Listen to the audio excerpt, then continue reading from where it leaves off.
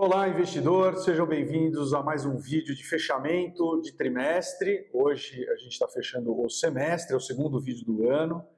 A ideia é que a gente faça isso de forma sempre trimestral para dar um overview para vocês de como é que foi a carteira, como é que foi o crescimento. Esse é um pouco mais especial porque a gente fecha um semestre e foi um semestre bem desafiador, né, David? A gente tivemos várias notícias aí ao longo do semestre que definitivamente ninguém estava esperando. Acho que a Americanas foi a primeira, a Light a segunda, mas enfim, aí a gente deixa para falar isso ao longo aqui do nosso vídeo. David, tudo bem? Tudo bem. Tudo jóia. Então vamos lá. Turma, a gente vai começar fazendo aqui um apanhado. Primeiro a gente vai começar com o geral, vamos dar como é que a gente fechou o semestre, como é que foi captação, crescimento da MOR, e aí a gente passa fundo por fundo como é que foi, e aí eu deixo o David entrar um pouco mais no detalhe aí para vocês. Lembrando, se vocês tiverem dúvida, mandem e-mail para o ri@morinvest.com.br. A gente está à disposição aqui para atender e responder qualquer tipo de dúvida que vocês tenham. Bom, vamos lá. Próximo slide.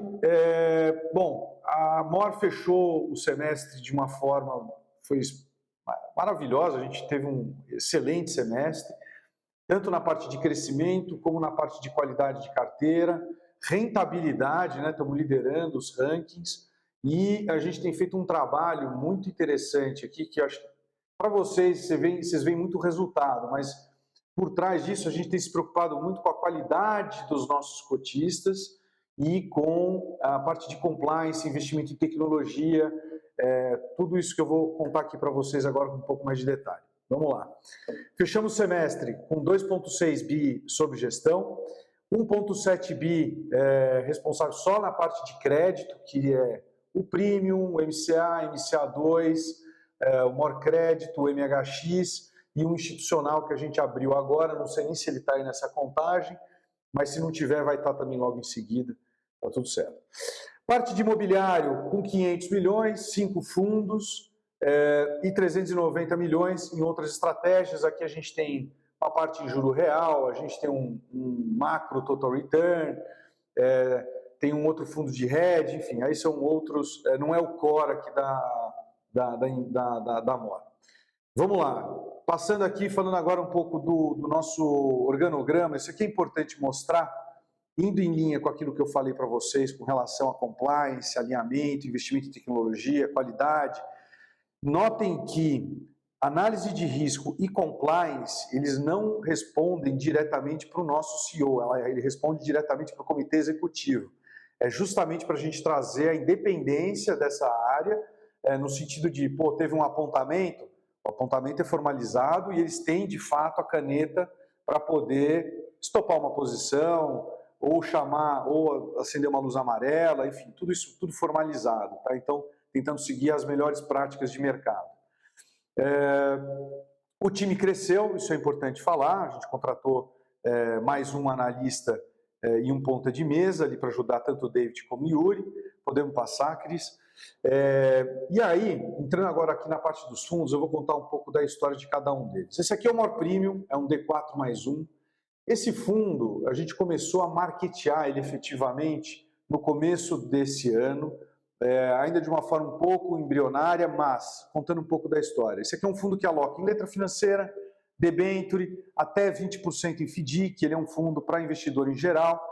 E em dezembro, a gente deu um call aqui interno de que, pelo fato de ter um ruído político, independente de qual seja o seu partido, né, essa era a nossa leitura de mercado, está mudando de presidente, vai ter ruído, isso aí vai gerar provavelmente uma abertura de spread nas debêntures. Então, o que a gente fez? Começamos a ficar mais líquido dentro do fundo e acabamos acertando uma outra coisa, que foi logo em seguida, janeiro, começou Americanas. Com o caso de Americanas, começou a desencadear os resgates em fundos de crédito privado, por consequência, os spreads começaram a abrir. Final de janeiro, a gente fez uma alocação tímida, e aí em fevereiro teve Light. Light a gente pegou com perto de 1,5% da nossa carteira, dentro do nosso mandato, importante falar isso, né, David? Machucou um pouco a cota, não tivemos cota negativa, carregamos essa posição desde então e agora nos últimos 2 meses a gente tem recuperado muito bem isso daí. mas a gente estava com uma vantagem, que era estar com mais caixa para realocar esse caixa com uma debênture com um carrego mais alto. Hoje o maior primo tem um carrego aí próximo de CDI mais 1,30 para um D5, acho que está excelente. Se vocês colocarem aí no ranking, vocês vão ver que a gente está muito bem ranqueado e crescendo legal. E agora o objetivo nosso é, de fato, pulverizar a base de cotistas dentro desse fundo. Por que D5, Fábio? Por que não é D1? Por que não é D0? Quando vocês da outra ponta apertam o botão de resgate, aplicação, o David aqui tem que sair correndo e comprar, vender os ativos, as debêntures, para conseguir gerar liquidez para devolver esse dinheiro para o cotista. Quando a gente faz um fundo D4 mais 1, você dá tempo do gestor trabalhar esse resgate de forma a não prejudicar o cotista na ponta final. Eu acho que isso é legal, essa é uma mensagem interessante para passar, tá bom? Vamos para o próximo fundo? MCA. MCA fez 9 anos esse ano, nem um mês abaixo de 100% do CDI. Lembrando, né, ele é um D30, só aloca em cota sênior de FDIC. Hoje a gente está com, eu não lembro exatamente quantos FDICs, mas aproximadamente 22 ou 23. Está com carrego de CDI mais 2,43. Tivemos uma captação monstruosa nesse fundo, a gente está com quase 600 milhões de patrimônio e crescendo num ritmo saudável. Né? Muita gente pergunta do nosso capacity, quanto vocês aguentam? Depende do ritmo de captação. Por enquanto, a gente está bem alocado e confortável aqui com esse ritmo. Vamos para a próxima? MCA2, muito parecido com o MCA, com uma diferença. A ideia é que o MCA fique mais para um carrego de CDI mais 2 e o MCA2 para um carrego de CDI mais 3, tá? Essa é a ideia. Hoje o MCA2 está com carrego de 2,77 mais o CDI. Lembrando, ele é um D60, 1% de ADM, só aloca em cota sênior, também tem aproximadamente 23 FDICs. Depois eu queria que o David falasse um pouco da nossa tese de investimento sobre posições core, posições satélites, mas eu vou deixar o David falar isso daí. Também tivemos uma captação boa, esse fundo está com quase 400 milhões já, crescendo num ritmo bom. Quando eu falo ritmo bom, vocês entenderem, se vier uma boleta muito grande ou vier muito dinheiro rápido, a gente precisa de tempo para alocar na outra ponta, né? O pessoal esquece, mas o FDIC trabalha com o mundo real. Eu mando dinheiro para ele, ele pega aquele dinheiro, vai falar com o empresário precisa daquele dinheiro, você monta lá todas as garantias e aí você empresta, não é simplesmente ficar apertando o botão, que seria uma maravilha, mas não, infelizmente a gente não está lá ainda. Bom, vamos para o próximo. O MHX, D90, cota sênior e mezanino. Esse fundo está com um pouco mais de 100 milhões. Tivemos uma operação na taxa de administração do fundo, para 1,15, se eu não estou enganado. Hoje o MHX está com um carrego aí de CDI mais 3,04. Ele tem um mandato diferente dos outros, né? Ele tem uma concentração numa gestora específica. Hoje ele tem 12 FDICs aqui dentro, você vê os outros tem perto de 23, 24, então tem um mandato diferenciado, mas também segue aí com uma carteira saudável, tá bom? O Mor Crédito é o nosso flag aqui, né? O que a gente é o fundo mais antigo da casa, é um fundo que fez 11 anos agora, dia 5 de julho, está com um patrimônio um pouco maior do que 200 milhões, teve uma captação boa, mas olha só para vocês terem uma ideia das estatísticas desse fundo, né? 11 anos, em 11 anos ele nunca fechou um mês abaixo de 100% do CDI, o MCA e o MCA2 também nunca fecharam abaixo do CDI, mas a parte mais impressionante, ele nunca fechou nenhum ano abaixo de 120 do CDI, todos os anos acima de 120 do CDI. E se eu não estou enganado, se você fizer uma contagem, acho que foram 19 meses só abaixo de 120 do CDI, o resto tudo acima. Então, assim, é um fundo que tem entregue consistência, com bastante resiliência. Acho que aqui mostra bem o trabalho de gestão do David, na parte de curadoria e de análise desses FDICs, porque não adianta você só achar o FDIC, depois você tem que acompanhar o FDIC, entender o que está acontecendo, se está melhorando, se está piorando, como é que está atraso, recompra, e todos aqueles índices que a gente costuma olhar aqui. Hoje o carrego desse fundo está em CDI mais 4,04, esse fundo tende a ir mais para um CDI mais 4,5. Tá? Lembrando, ele é um D180, CDI mais 1,20 de taxa de administração, e a performance dele é cobrada só sobre 120 do CDI. Então você vê que o nosso benchmark aqui não é 100 do CDI, é 120. É só uma correção, a taxa de administração é de 1,20, não CDI mais 1,20. Ah, eu falei CDI mais 1,20? Foi. Tá bom, desculpa. Sem problema. Vamos lá. Bom, aqui é uma parte importante, falar do ranking aqui o ranking do valor econômico. A gente mostrou aqui esse ranking porque dá orgulho de ver 3 fundos nossos liderando ou dentro dos 10 melhores fundos com maior rentabilidade no ano. Então a gente tem o Mor Crédito em primeiro, depois o MCA2 mais ali para o meio e o MCA mais lá embaixo.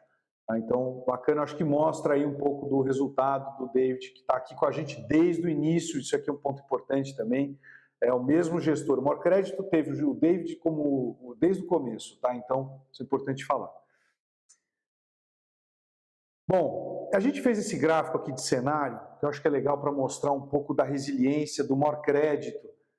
Tem também do MCA, a gente vai fazer do MCA, MCA2, a gente vai colocar nesse mesmo gráfico aqui para vocês terem uma ideia de como é que eles andam. Mas olha que interessante, né? O Mor Crédito é o de cima.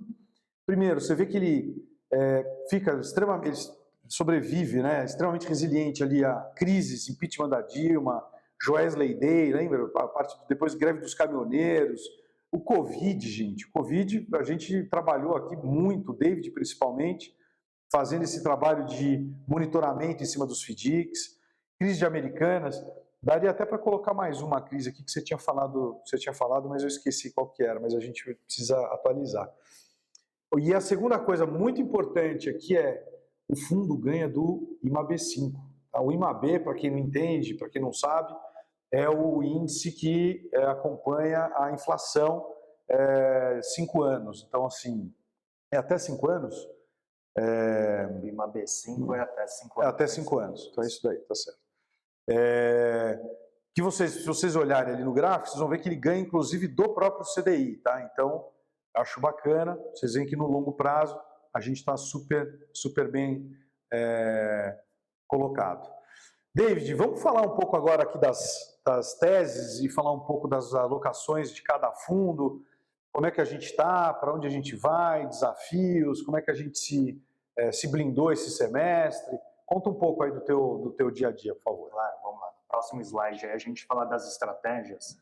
Cada fundo nosso aqui, ele é um fundo de alocação de FDIC aí na tela, né? Então a gente tem uma concentração maior nos fundos que a gente fala aí de multicedente e multisacado, são os FDICs na estratégia multicedente e multisacado. O que é isso? Basicamente, você tem diversas empresas que necessitam de capital de giro e elas vendem para outras empresas a prazo. Então, esse recebível de crédito a prazo, ele é descontado nesses FDICs mediante uma taxa de cessão. Isso nos permite uma alocação em cotas abertas de FDIC com prazo médio bastante baixo. Então, a gente consegue ter liquidez. Então, tanto o MCA, que é um D30, o MCA2 e D60, a gente gosta de rechear os nossos fundos com essa estratégia aí por conta da liquidez que ela permite. Tá? E temos aqui um adicional que é bastante interessante em todos os nossos veículos de alocação, que é o seguro de crédito. Esse ambiente atual é um ambiente que, como o CDI está muito alto, com juro de 3,75 ao ano, isso faz com que as empresas gastem muito com despesa financeira. E a margem das empresas, elas tendem a cair bastante e também ela tem um endividamento maior, né, por conta aí do CDI alto. Então, esse cenário de quebras de empresas é um cenário bastante conturbado para crédito. Ter ali um seguro de crédito nos permite nos proteger durante esse tempo também, porque qualquer problema dessas empresas que tenham seguro de crédito, você consegue, inclusive, sinistrar e recuperar aquele crédito mais os juros que você tem direito. Então tem a Júnior, mezanino e ainda tem o seguro de crédito para dar uma... Exatamente, seguro de crédito dar uma reforçada. É uma garantia adicional à subordinação que os FDIC já possuem. Legal. E aí o segundo book aqui que vale a pena falar é o do agronegócio, né? Então no agronegócio, dentro aqui da Mor Invest, a gente segrega naquelas duas partes, né? O porteira dentro e o porteira fora, né? Então porteira dentro é aquele dinheiro que você dá ali para uma empresa do ramo do agro para poder performar a safra. Então ela vai lá, para maquinário, compra também semente, defensivo agrícola, vai lá, contrata trabalhadores para depois ter chuva, ter sol e ter a safra ali, né, e fazer a colheita, né? Então, neste cenário porteira dentro, a gente acaba não entrando muito no crédito, tá? Então, o que a Moro gosta e o que a gente faz bastante? Uma vez colhida essa produção de grãos, ela vai para silos. E dentro desses silos, que a gente fala que é o porteira fora, esses silos possuem ali não só aquele estoque total, como também a guarda armada. Você tem ali uma empresa, né, que foi contratada como fiel depositário, que é a Control Union, para poder fazer a certificação daquela produção em quantidade e também qualidade. Tendo a certificação da Control Union, você consegue, inclusive, usar aquele estoque de grãos como garantia da operação. Então, para cada 130% ali de produção, você dá 100% de crédito. Então, de largada, você já sai ali com estoque de grão adicional como garantia à operação de crédito que é dada para essas empresas do ramo do agronegócio, tá? Além disso, se você tiver que executar a garantia por falta de pagamento dessas empresas, você tem ali a Control Union como fiel depositária, e se aquela quantidade de grãos for divergente na data praticamente da execução, você tem ali a própria empresa como devedora solidária, né, ao crédito ali daquela empresa. Tá? Vale também se o estoque sumir, a Control Union ela é responsável pelo pagamento, pelo ressarcimento desse valor que sumiu. Então, tem mais uma garantia aí. Exatamente. Então, neste momento de ambiente de crédito um pouco mais conturbado, difícil, ter uma garantia adicional é fundamental para trazer segurança aos nossos investidores. O terceiro book aqui interessante de falar é o crédito estruturado. O que é isso? Basicamente, muitos empresários são patrimonialistas, eles possuem muito patrimônio e eles colocam essa garantia, que é patrimonial, como um colateral da operação de crédito, né? Então, a gente gosta muito de alocar em FDICs que possuem aí estruturas de crédito, onde você atrela garantias reais, não operacionais e alienação fiduciária, que é um instrumento jurídico que permite você executar rapidamente aquela garantia, e aí vai para processo de leilão, até a venda definitiva e recuperação do crédito, né? Então, neste momento de mercado, de novo, reiterando, gostamos dessa estratégia porque nos permite ter uma garantia por detrás da operação de crédito que fortalece ali a segurança da operação de crédito. O multi-estratégia, basicamente, é um FDIC que a gente aloca que possui mais de uma estratégia dessas de cima ou de baixo, né? Então, ele é um mix de estratégias aí dentro desse universo todo. Seguindo adiante, temos a sessão fiduciária do saque aniversário da FGTS, que é uma modalidade, basicamente, dos colaboradores que possuem ali na carteira assinada e depósito ali de saldos dentro da conta do FGTS, eles têm essa possibilidade de, a cada mês de aniversário, né, por ano, resgatar R$1.000 desse saldo total, né? E essa modalidade de saque aniversário, você consegue, inclusive, antecipar saques futuros de até 7 anos desses R$1.000 a uma taxa de desconto. Então, a gente investe nesse FDIC, que basicamente não tem risco de crédito, basicamente aqui é o que? É um risco de fraude. Para poder blindar os nossos investidores, a gente contratou uma empresa de antifraude, que é a Único, que faz toda essa parte de antifraude para que evite ali fraudadores nesse tipo de lastro também. Recentemente entramos no consignado público também, aqui basicamente é o estadual e o municipal, onde a gente tem aqui uma alocação pequena, né, porque o duration, prazo médio desse lastro é muito mais longo do que os demais que a gente viu aqui acima, né? E tendo aqui uma estratégia nova dentro do portfólio com bastante segurança. Só para vocês terem uma ideia, tem 40% de subordinação para a cota sênior, a gente só entrou na cota sênior, recebeu em CDI mais 4,5%, e tem uma pulverização enorme ali, né, de estados, municípios e também de devedores, que são servidores públicos do estado e dos municípios, que o FDIC faz ali o consignado público. Tá?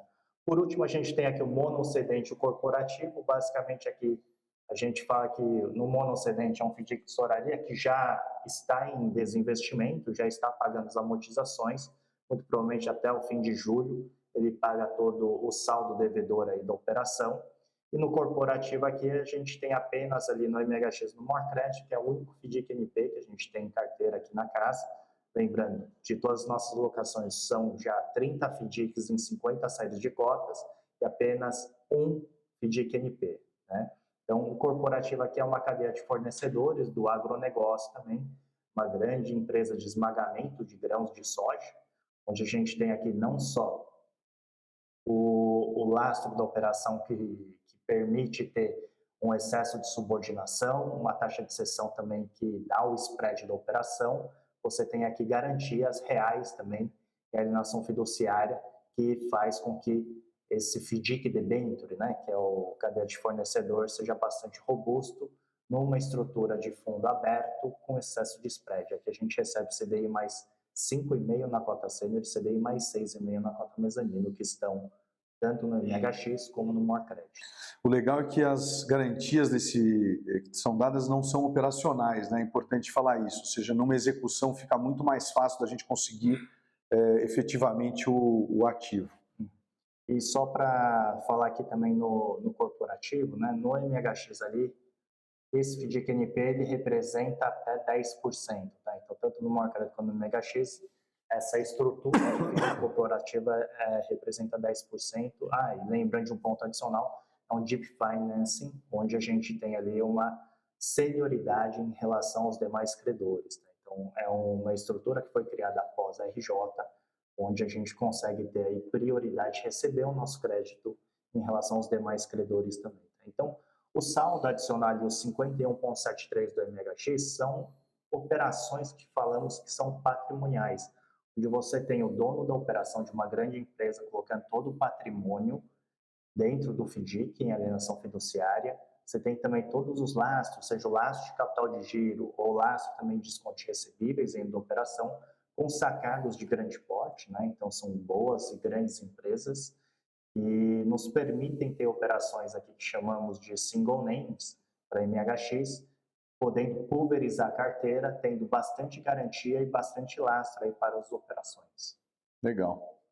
Seguindo adiante, a gente tem aqui o nosso último slide das estatísticas, onde a gente mostra que vou focar basicamente em duas informações principais, que é o percentual de subordinação, onde a gente mostra que dentro deste ambiente de crédito conturbado, difícil, é importante ter um colchão de segurança, né, um colchão de garantia bastante alto. Então, a gente mostra aí para os nossos fundos, no MCA e MCA2, que são fundos que alocam só em cota sênior acima de 40%. O que significa isso? Você tem que ter uma PDD, uma perda, né, um evento de inadimplência, na média de 40% a 45%, para poder afetar o cotista sênior, que é o nosso investidor, tanto no 1 quanto no 2. No MHX e no Morcrédito, o percentual de subordinação também é bastante alto, né? Então, a gente está falando de 30% no Morcrédito e 42% no MHX, onde a gente tem aqui uma PDD, né, que é a perda ali média ponderada, abaixo ali de 0,58 no MCA, o MCA2 0,78, o MHX 0,25 e o Morcred 0,34. Então, são perdas extremamente baixas, mesmo nesse ambiente turbulento. Um ponto só que eu ia levantar, a gente faz esse acompanhamento mensal. Inclusive, quem não recebe o nosso relatório, peça para receber, que a gente manda esse relatório de fechamento, onde tem essas estatísticas monitoradas mensalmente. E se vocês, quem recebe, deve ter percebido, mas esse PDD melhorou com relação ao mês passado, né? Resultado de ter uma boa equipe de cobrança, então o pessoal conseguindo receber, isso é positivo. E como mensagem final aqui, além dos carregos que já foram falados aí pelo Fabietti, nesse ambiente de mercado um pouco mais difícil, a MOR tem protegido os investimentos com bastante subordinação. Segundo ponto aqui, outras garantias, seja o seguro de crédito, contra o Union como fiel depositária, excesso de colateral ali em grãos. Você tem também ali garantia real em alienação fiduciária, não operacional. Você tem ali também empresas de antifraude, ali no lastro de cessão fiduciária do FGTS, pulverização de estados e municípios e também de servidores públicos, sejam estaduais ou municipais, que dá um ticket médio extremamente baixo. E também você tem ali a diversificação regional, né? Então, se pegar um período anterior, né, Lá para trás a gente tinha 15 FDICs alocados, já são 30 FDICs ao redor do Brasil todo. A gente vem conseguindo originar boas parcerias para trazer rentabilidade, segurança e deixar todos confortáveis aí com as alocações também. Legal. Turma, eu acho que é isso. Eu vou deixar aqui um último recado, não custa nada lembrar. Dúvidas, mandem e-mail aí para o ri@amorinvest.com.br. Quero desejar um bom segundo semestre para todos, que a gente continue aí nessa tocada maravilhosa que a gente teve agora no primeiro, e espero não ter nenhuma surpresa desagradável, né, que nem a gente teve. Esse primeiro semestre que foi tão desafiador. Eu acho que a gente vai ter um segundo semestre mais confortável aí, né? Bom, David, quer falar mais alguma coisa? Então, só agradecer e vejo vocês aí no próximo vídeo. Legal. Gente, obrigado. Até a próxima. Valeu.